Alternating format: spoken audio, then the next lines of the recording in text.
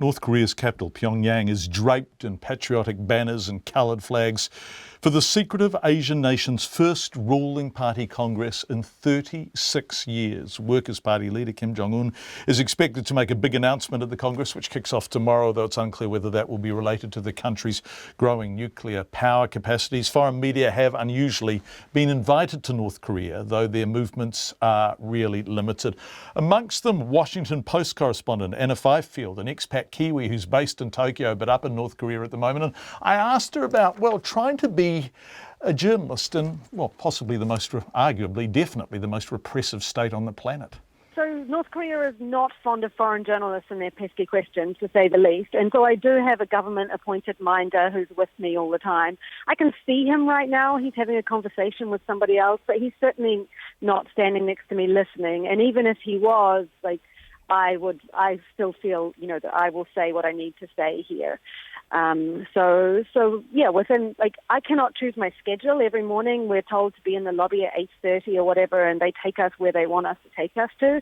So right now I'm standing at the Pyongyang Revolutionary Site, which was the site of the first munitions factory in North Korea.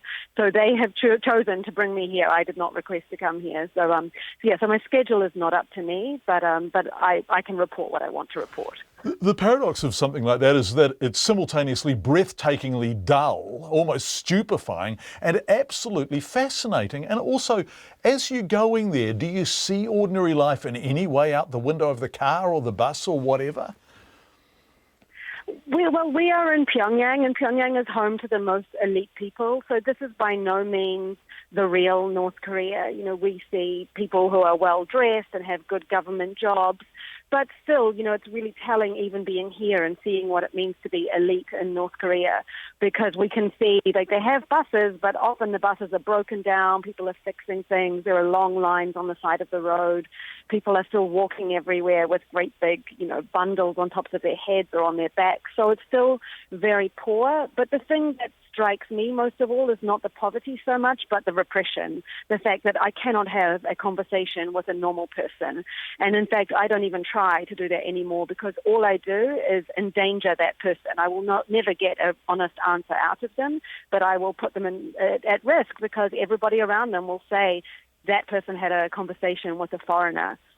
It is very restricted. And this is showcasing. This is showcasing North Korea. I mean, this is the stage-managed stuff. This is the stuff you're able to see. So you begin to guess at life beyond that. And, the conclusions you reach are pretty terrible, really, aren't they?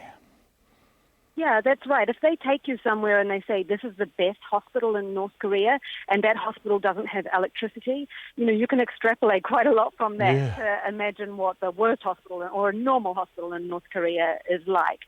But I have to say that this is my 7th visit to Pyongyang. I started coming here in 2005. And so over the course of that time, I have been able to see quite a lot of change in Pyongyang itself, not in the rest of the country, which is still mostly off limits to me. But for example, there are many more cars on the road. There are many, many more buildings, like high-rise towers, lots of lights. I went last night to a German restaurant where they were serving North Korean beer and Wiener Schnitzel. And there were lots of lots of elite North Koreans in there eating and drinking and paying, Western kind of prices for things. So if you are elite in North Korea, your life has definitely gotten better over the last 5 years or so. Yeah, as long as no one's blown you up or just summarily executed you if you've offended the great leader or whatever. What about this party congress? Yeah, their lives did not get better. No. No, what about the ruling party congress, which is coming up? I mean, this is a big set-piece occasion, right? It's a big deal, right. It's starting at 9 o'clock on Friday morning, we've just been told. This is the first time this Congress has been held in 36 years, so before even the current leader, Kim Jong-un, was born. So we can't apply the old template about North Korean Workers' Party Congresses to this one. We don't really know why he's called it or what to expect.